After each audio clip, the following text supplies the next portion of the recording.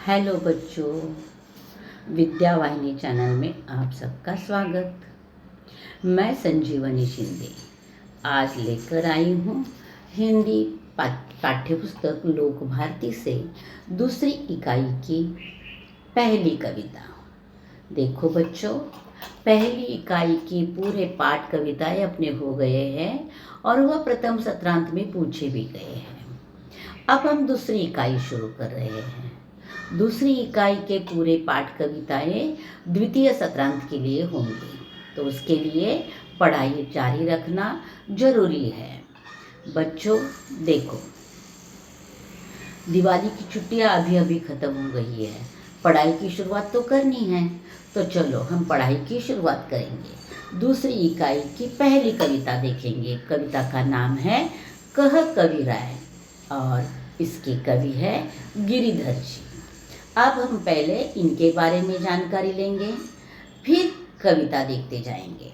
उसके पहले देखो बच्चों, यहाँ उन्होंने एक संभाषणीय दिया है इस टॉपिक, जैसे कि विपत्ति में ही सच्चे मित्र की पहचान होती है। वह कैसे, वह बताना है। और साथ साथ आपको करना है यह काम कि विद्यार्थियों से उनके मित्रों के नाम पूछे, यानी आप अपने मित्रों के नाम, कौन कौन से मित्र हैं। देखो, सहपाठी अलग होते हैं और मित्र अलग होते हैं। सहपाठियों में भी कुछ मित्र होते हैं, तो वो कौन कौन से हैं वह आप सोचो। फिर विद्यार्थी अपना सच्चा मित्र किसे मानते हो तुम, वह बताना है। और उसके बाद किन किन कार्यों में मित्रों ने उनकी सहायता की है, यानी आज तक किन किन कामों में आपके मित्र ने आपकी सहायता की है, वह भी थोड़ा सोचो। उसके बाद अपने अपने मित्रों के सच्चे मित्र बनने के लिए आप क्या करोगे, यानी अपने मित्रों का, मित्र तो सच्चा मित्र है, आपने देखा उनके कार्य से, लेकिन उसका तुम सच्चा मित्र बनने के लिए क्या करना चाहते हो वह बताना। और यह सब एक होमवर्क है आपके लिए कि एक अच्छा मित्र, सच्चा मित्र कैसे पहचाना जाए, इसके लिए। चलो आगे हम देखेंगे कवि का परिचय। कवि का परिचय है एक जन्म, एक अनुमान के अनुसार इनका जन्म 1713 ईस्वी सन में हुआ था। परिचय, गिरिधर की कुंडलियाँ बहुत प्रसिद्ध है। इन्होंने नीति, वैराग्य और अध्यात्म को ही अपनी रचनाओं का विषय बनाया है। जीवन के व्यावहारिक पक्ष का इनकी रचनाओं की प्रभावशाली वर्णन मिलता है, यानी उन्होंने अपनी रचना के विषय किसको क्या क्या किस विषय पर लिखा है, तो नीति पर लिखे हैं, कुंडलियाँ, वैराग्य पर और अध्यात्म पर। उनकी प्रमुख कृतियों के नाम है गिरिधर, कविराय, ग्रंथावली, 500 से अधिक दोहे और कुंडलिया संकलित। ये उनकी प्रमुख कृतियां हैं। अब हम देखेंगे पद्य संबंधी जानकारी। यह कुंडली है, यह दोहा और रोला के मेल से बनती है। कुंडली कैसे बनती है, दोहा और रोला के मेल से कुंडली बनती है। कुंडली में दोहा के अंतिम पद को रोला का पहला चरण बनाना होता है। कुंडलियों की एक विशेषता यह है कि वह जिस शब्द से शुरू होती है उसी से उनका समापन भी होता है, यानी कुंडली की शुरुआत जिस शब्द से हुई है उसी शब्द से कुंडली की समाप्ति भी होती है। वह हम देखेंगे ही कविता पढ़ते वक्त। और साथ साथ उन्होंने क्या कहा है, यहाँ कुंडलियों के माध्यम से विविध सामाजिक गुणों को अपनाने की बात की गई है, यानी सामाजिक गुणों को अपनाने की बात इन कुंडलियों में कही गई है। हम एक एक कुंडली देखते जाएंगे।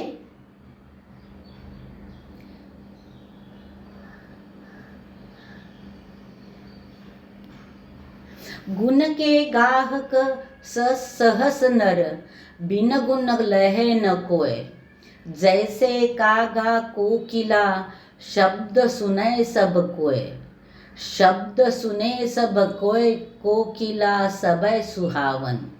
दो के एक रंग काग सब भय अपावन, कह गिरिधर कविराय सुनौ हो ठाकुर मन के। बिन गुण लहे न कोय सहस नर गाह क गुण के। यानी कवि इस कुंडली के माध्यम से हमें कह रहे हैं कि गुण के गाहक सहस नर, गुण के गाहक सहस्त्र नर मिलते हैं, बिन गुण लहे न कोय। और जिसके पास गुण नहीं है, यानी अच्छे गुण नहीं है, सद्गुण नहीं है, उसको कोई भी पूछता नहीं है। जिसके पास दुर्गुण है उसे कोई पूछता नहीं है। जैसे कागा कोकिला शब्द सुने सब कोय। अब देखो, कव्वे की और कोकिला की शब्द हर कोई सुनता है, लेकिन दोनों के शब्द सुनने में क्या अंतर होता है? शब्द सुने सब कोय कोकिला सबे सुहावन। यानी दोनों के शब्द हमारे कानों पर गिरते हैं, सुनते हैं हम, लेकिन दोनों में से कोकिला के शब्दों को हर कोई सुहावन, यानी हर एक को कोकिला के शब्द सुहाने लगते हैं, अच्छे लगते हैं। और देखो, दो आगे जाकर बोल रहे हैं, शब्द सुने सब कोय, दो के एक रंग काग सब भय अपावन। अब दोनों की आवाज में अंतर है, लेकिन दोनों के रंगों में बिल्कुल अंतर नहीं है। तो भी काग यानी कौवा सबको अपावन लगता है, अपवित्र लगता है। कह गिरिधर कविराय सुनौ हो ठाकुर मन के। यानी कवि कहते हैं कि अब आवाज के कारण उसके कव्य को धुतकारा जाता है और कोकिला को अपनाया जाता है। बिन गुण लहे न कोय साहस नर नाह क गुण के।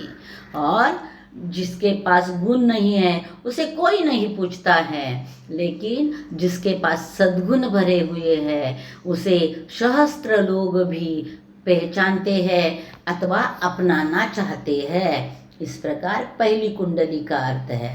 दूसरी कुंडली देखेंगे।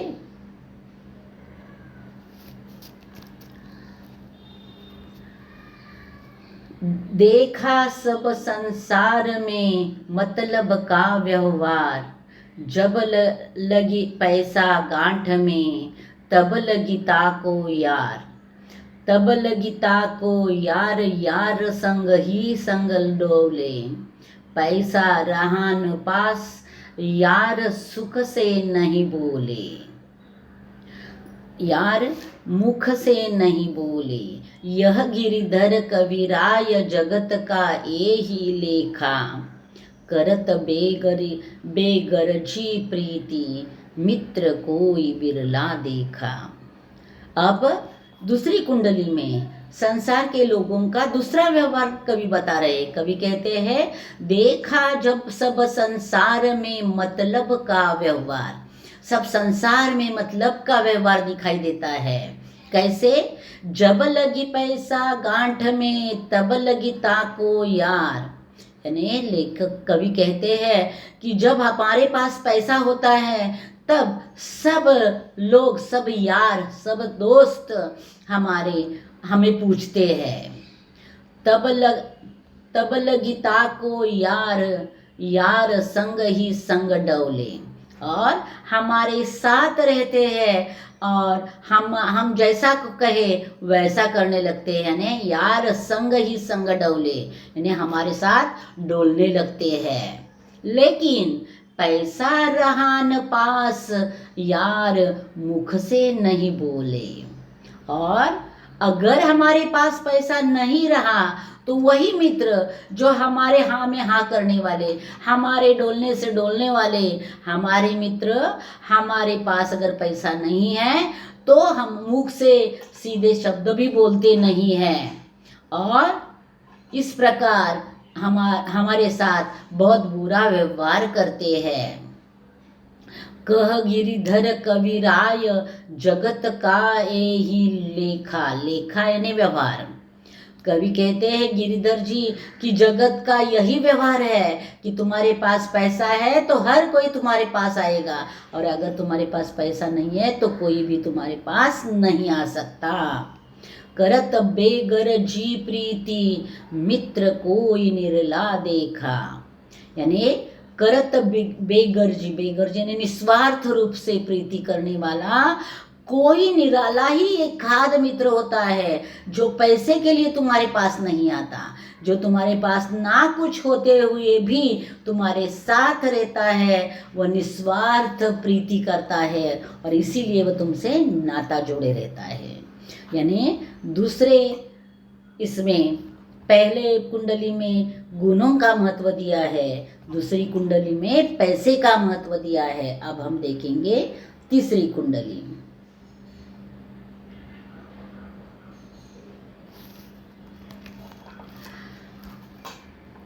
झूठा मीठे वचन कही ऋण आधार ले जाय, लेत परम सुख उपजय लय के दियो न जाए, लय के दियो न जाए ऊंच अरु नीच बतावे, ऋण उधार की रीति मांगते मार न धावे, कह गिरिधर कविराय जानी है रहे न मन में रूठा, बहुत दिना हो जाय कहे तेरो कागज झूठा।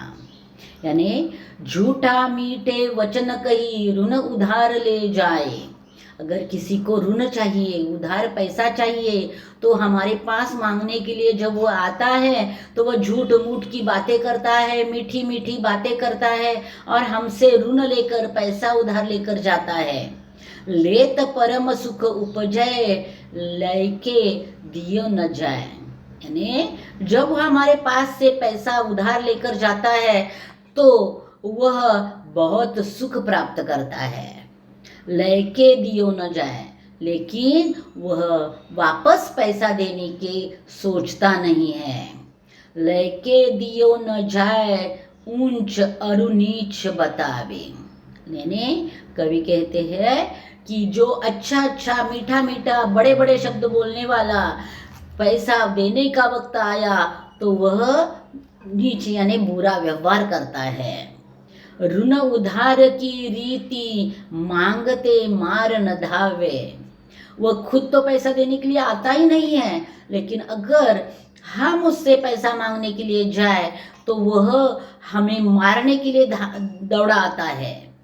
कह कविराय जानी रहे मन में रूठा, यानी कवि कहते हैं कि देखो इस प्रकार के लोग समाज में होते हैं, जब उनको कुछ चाहिए तो मीठी मीठी बातें करते वक्त हुए आते हैं, लेकिन वही उनका ही पैसा उनको वापस करना है और इसके लिए अगर बहुत दिन हो जाए कहे तेरो कागज झूठा। अगर हमने कागज पर लिख कर रखा इस तारीख को इतने पैसे इस व्यक्ति को दिए हैं और बहुत दिन होने के बाद भी वह पैसा नहीं दे रहा है, तब वह कागज हमने दिखाया तो वो कहते हैं ये तेरा कागज झूठा है, यह सही नहीं है, ऐसा कहते हैं। यह तीसरी कुंडली हो गई। अब हम अगली कुंडली देखेंगे। बिना विचारे जो करे सो पाछे पछताए, काम बिगाड़े आपनो जग में होत हसाए, जग में होत हसाए चित्त में चैन न आवे, खान पान सन्मान राग रंग मन ही न भावे, कह गिरिधर कविराय दुख कुछ टरत न टारे, खटकत है जी माही कियो जो बिना विचारे। यानी कवि कहते हैं कि बिना विचारे जो करे, किसी के हाथ में कुछ नया काम आया तो पहले देखो नया काम है, पहचान नहीं है उस काम की, हमें कुछ जानकारी नहीं है, तो उसके बारे में हमें जानकारी लेनी चाहिए, कुछ सोचना चाहिए, कुछ पूछताछ करनी चाहिए। लेकिन कई लोग समाज में ऐसे होते हैं कि हाथ में काम आने के बाद बिना विचारे करने की शुरुआत कर देते हैं, लेकिन जब वो काम बिगड़ जाता है, सो पाछे पछताए, तो वो बाद में पछताने लगते हैं। काम बिगाड़े आपनो, जग में होत हंसाए। अगर अपना काम बिगड़ गया तो अपनी जग में हंसी होती है। इसके लिए हमेशा काम ठीक से करने के लिए सोच विचार से करना जरूरी है। जग में होत हंसाए, चित्त में चैन न आवे। और जग में जब हंसी होती है तो हृदय में हमारे शांति नहीं मिलती, चैन नहीं मिलती, हमें बहुत ही तकलीफ होती है। खान पान सन्मान, राग रंग मन ही न भावे। और जब हमारी जग में हंसी होने लगती है तो हमें खाना पीना अथवा मान सम्मान कुछ नहीं अच्छा लगता। राग रंग मन ही न भावे। और राग और रंग भावनाएं अथवा रंगों का कोई प्रभाव हमारे मन पर नहीं पड़ता। कह गिरिधर कविराय, दुख कुछ टरत न टारे। यानी कवि कहते हैं कि कुछ दुख टालने से टल नहीं सकते, इसके लिए पहले से ही सोच समझकर हमारे कदम उठाने चाहिए। खटकत है जिए माही, कियो जो बिना विचारे।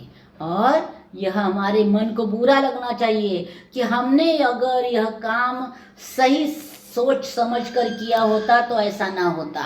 यानी हमारे बिना सोचे काम करने का नतीजा बुरा निकला तो वह हमें सोचकर बदलना चाहिए। यह हो गया चौथी कुंडली। अगली कुंडली हम देखेंगे।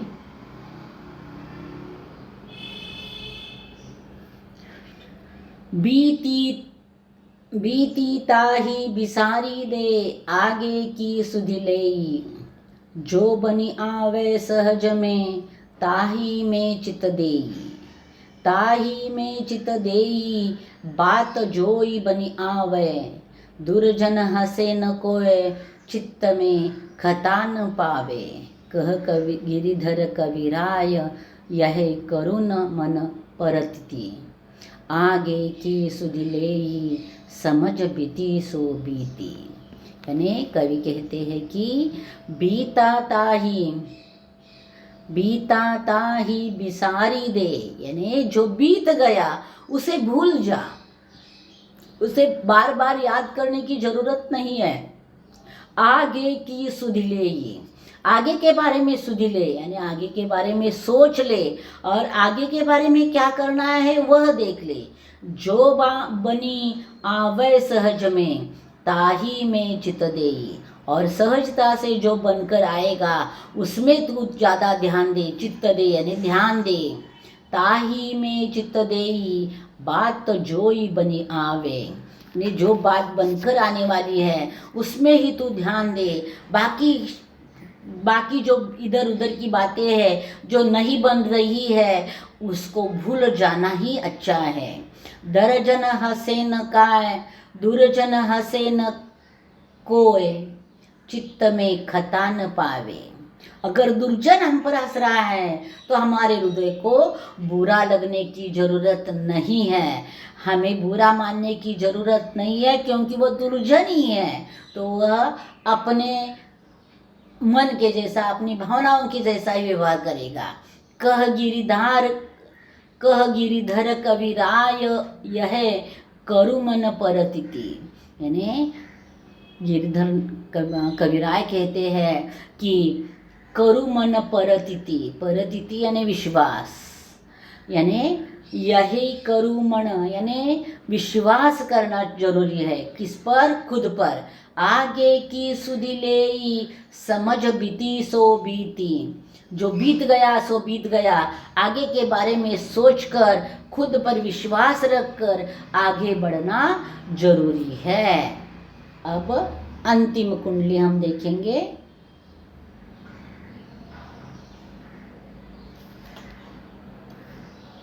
पानी बढ़ो नाव में, घर में बढ़ो दाम, दोनों हाथ उछलिए यही सयानो काम, यही सयानो काम, राम को सुमिरन कीजिए। पर स्वास्थ्य के काज शीश आगे कर दीजिए। कह गिरिधर कविराय, बड़े न की याही बानी, चलिए चाल सुचाल, राखिए अपनो पानी। यानी कवि कहते हैं कि अगर समझ लो कि एक नदी है, नदी में एक नाव बह रही है। अब नाव को नीचे कोई छिद्र बन गया तो आहिस्ता आहिस्ता उस नाव में पानी बढ़ने लगेगा। नाव में बढ़ना, पानी का बढ़ना और घर में दाम यानी पैसे का बढ़ना एक जैसा है। जैसे नाव में पानी बढ़ने के बाद नाव डूब जाती है, वैसे ही घर में दाम बढ़ने के बाद घर भी डूब जाता है। तो इसके लिए क्या करना चाहिए? दोनों हाथ उछलिए यही सयानो काम। दोनों हाथों से, जैसे नाव में पानी भर रहा है तो दोनों हाथों से अगर हम पानी को उछाल उछाल कर बाहर फेंकते जाएंगे तो अपने आप पानी की सतह एक जैसी रहेगी और हमारी नैया किनारे तक पहुंच जाएगी। वैसे ही घर में जो पैसा बन रहा है, जमा हो रहा है, उसे ज़्यादा जमा करना जरूरी नहीं है, तो उसको भी दोनों हाथों से दान करते रहना चाहिए। और यही सयानो काम है, यही अच्छा काम है और वह काम हमें करना चाहिए। यही सयानो काम, राम को सुमिरन कीजिए। यानी कवि कहते हैं कि राम को याद कर करके हमें ये काम करने चाहिए। पर स्वास्थ्य के काज शीश आगे कर दीजिए। पर स्वास्थ्य यानी दूसरों के स्वास्थ्य के लिए, दूसरों की खुशी के लिए अपना शीश, अपना सिर आगे कर दीजिए। यानी दूसरों की दुख दूर करने के लिए, दूसरों की आवश्यकता, ज़रूरतें पूरी करने के लिए, दूसरों का स्वास्थ्य सुधारने के लिए अपना सिर आगे करना जरूरी है। कह गिरिधर कविराय, बड़े नहीं यही बानी, चलिए चाल सुचाल, राखिए अपनो पानी। कविराय गिरिधर जी कहते हैं कि यही बानी बड़े बड़े लोगों ने बताई है कि हमेशा सत्कर्म और सदाचार से राम का नाम स्मरण करते हुए परमात्मा की ओर बढ़ते हुए अपना सम्मान बढ़ाना चाहिए। अपनो पानी, पानी यानी अपनो सम्मान। यहाँ अपनो पानी यानी अपना सम्मान तब बढ़ता है जब अपने हाथों से अच्छे कार्य बनते हैं। और इसीलिए कवि कहते हैं कि सुचाल, चलिए चाल सुचाल, यानी अच्छी चाल चलकर अपने कार्यों को बढ़ावा दीजिए तो अपना सम्मान बढ़ेगा। इस प्रकार यहाँ अंतिम कुंडली पूरी हो गई है। अब हम देखेंगे इस कविता के लेखन कार्य। पहले है कठिन शब्द, सहस सहस्त्र, दोऊ दोनों, ताको उसको, लेखा व्यवहार, बेगरजी निस्वार्थ, बिरला निराला, लय के लेकर, अरु और, टारना टालना, प्रतीति विश्वास। अब यहाँ कविता का स्वाध्याय है। सूचना के अनुसार कृतियाँ कीजिए। संजाल, पहले संजाल पूर्ण कराना है। सयानों के काम क्या क्या है?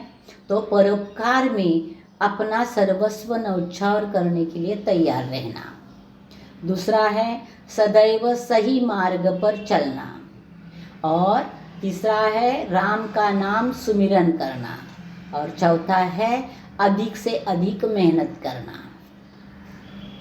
दूसरा प्रश्न है उत्तर लिखिए। अपना शीश इसके लिए आगे करना चाहिए तो इसकी प्राप्ति होगी परमार्थ। बड़ों के द्वारा दी गई सीख व्यक्ति को सत्य के मार्ग पर चलते समय अपनी प्रतिष्ठा बनाए रखनी चाहिए। उसके बाद तीसरा प्रश्न, हाथ शब्द पर प्रयुक्त कोई एक मुहावरा लिखकर उसका वाक्य में प्रयोग कीजिए। मैंने मुहावरा दिया है हाथ बांटना। माँ बेटी माँ के काम में हाथ बांटती है। और भी कुछ हाथ शब्द पर आधारित मुहावरे हैं। हाथों हाथ,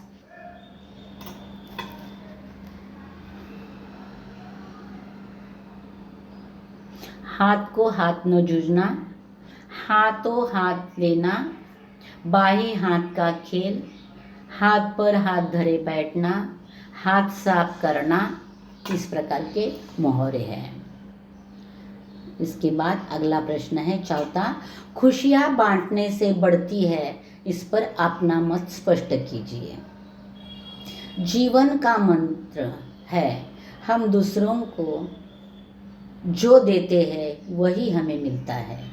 जब हम लोगों से स्नेह का व्यवहार करते हैं तो वे लोग भी स्नेह से पेश आते हैं।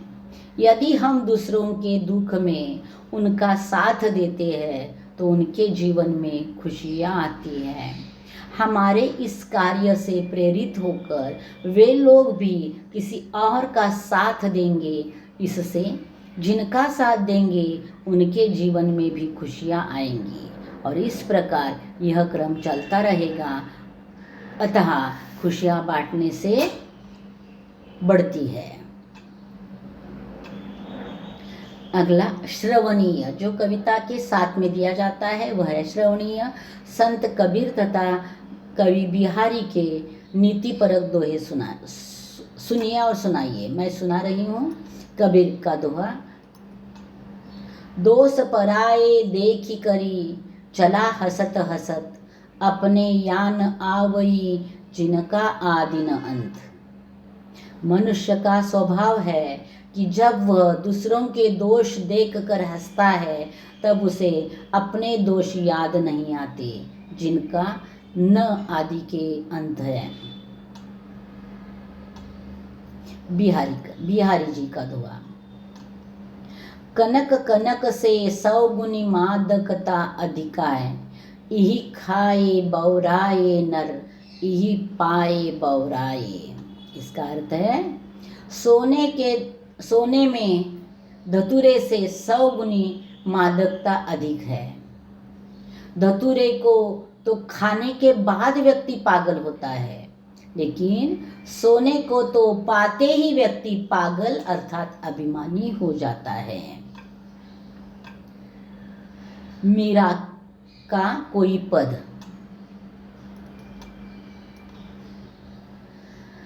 बसो मेरे नयनन में नंदलाल, मोहनी मूरत सांवरी सूरत, नैना बने विशाल, अधर सुधारस मुरली राजत, उर बैजंती माल, क्षुद्र घंटिका कटितट शोभित, नुपुर सपद रसाल, मीरा प्रभु संतन सुखदाई, भगत बचल गोपाल। अगला है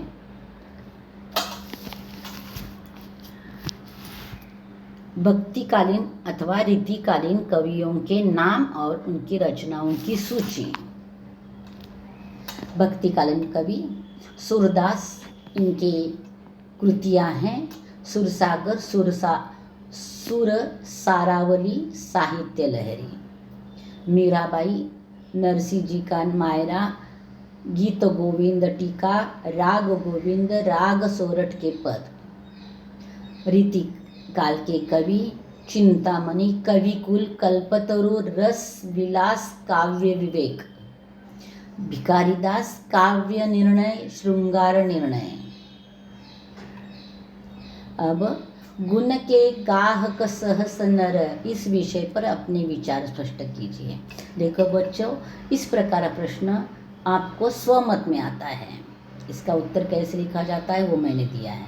गुण के गाहक सहस नर, इसका अर्थ है मनुष्य के अच्छे गुणों के और अच्छे स्वभाव के बारे में बताया गया है।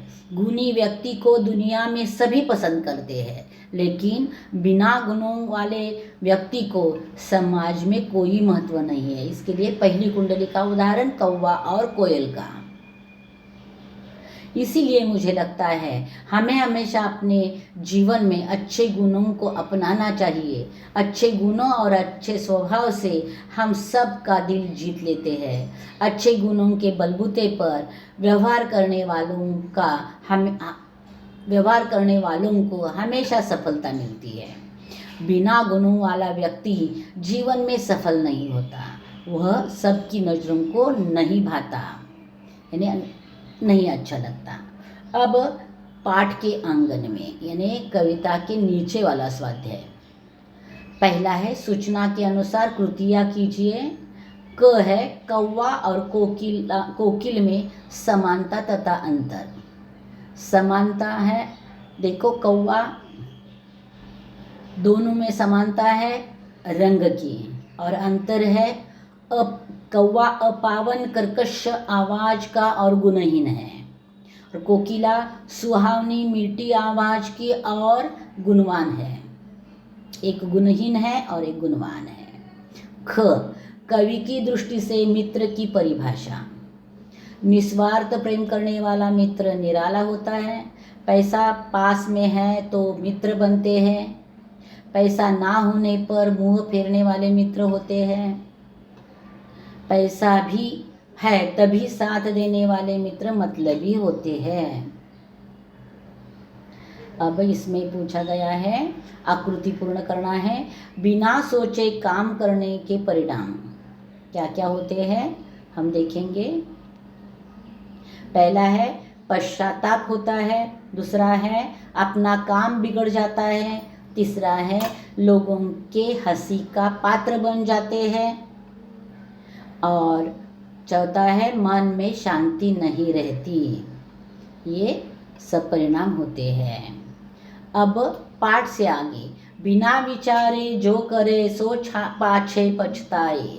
कवि की इस कथन की हमारे जीवन में सार्थकता स्पष्ट कीजिए। हमारे जीवन में भी यह नियम बहुत अच्छे से लागू होता है, इसीलिए हर काम सोच समझकर करना चाहिए। बिना विचारे जो करे सो पाछे पछताए। इस उक्ति का तात्पर्य यह है कि जो मनुष्य किसी भी कार्य को करने से पहले कुछ भी नहीं सोचता और उस कार्य की कुछ भी जानकारी न होते हुए भी उसे कर ही देता है, जब उसमें असफलता आती है या गलतियों का एहसास होने लगता है तो वह उस समय पछताता है। इस बात को हमारे दैनंदिन जीवन में याद रखना जरूरी है, तो हम अपने काम में सफल होंगे और गलतियां नहीं होगी। बिना विचारे जो करे सो पाछे पछताए। यह वचन हमारे लिए जीवन में हमेशा याद रखना जरूरी है। इसके बाद कविता में प्रयुक्त तत्सम तद्भव देशज शब्दों का चयन करके उनका वर्गीकरण कीजिए तथा 5 शब्दों का वाक्य में प्रयोग कीजिए। तत्सम शब्द कोकिला, नर, कविराय, व्यवहार, जगत, वचन, ऋण। तद्भव शब्द गुण, कोय, गाहक, संसार, मतलब, कागज। देशज शब्द गांठ, पैसा, उधार, रूठा, पाछे, बिगाए। इनका वाक्य, कोकिल की आवाज मीठी लगती है। इस जगत के पालनहार प्रभु श्री राम हैं। संसार की यही रीत है। कागज की कश्ती से नदियां पार नहीं होती, पाछे ही रहना तुम। अब कवि के मतानुसार मनुष्य की विचारधारा निम्न मुद्दों के आधार पर स्पष्ट कीजिए। ऋण लेते समय मनुष्य मीठी मीठी बातें करते हैं और ऋण लौटते समय ऋण लौटाने वाले कागज पत्र झूठे हैं ऐसा कहकर ऋण लौटाने से इनकार करते हैं। रचना बोध। देखो बच्चों, यह कविता पढ़कर आपको क्या बोध मिला? बोध यानी ज्ञान। आपको क्या ज्ञान मिला? यह आपको 2-4 वाक्यों में लिखना है। और यह सिर्फ रचना बोध, बाकी सब जो भी है स्वाध्याय मैंने दिया है और यह रचनाबोध आपको लिखना है। तो बच्चों, यहाँ यह कह कविराय कविता पूरी हो गई है। अगला पाठ लेकर मैं जल्दी ही वापस आऊँगी, तब तक इंतज़ार में रहना। धन्यवाद बच्चों।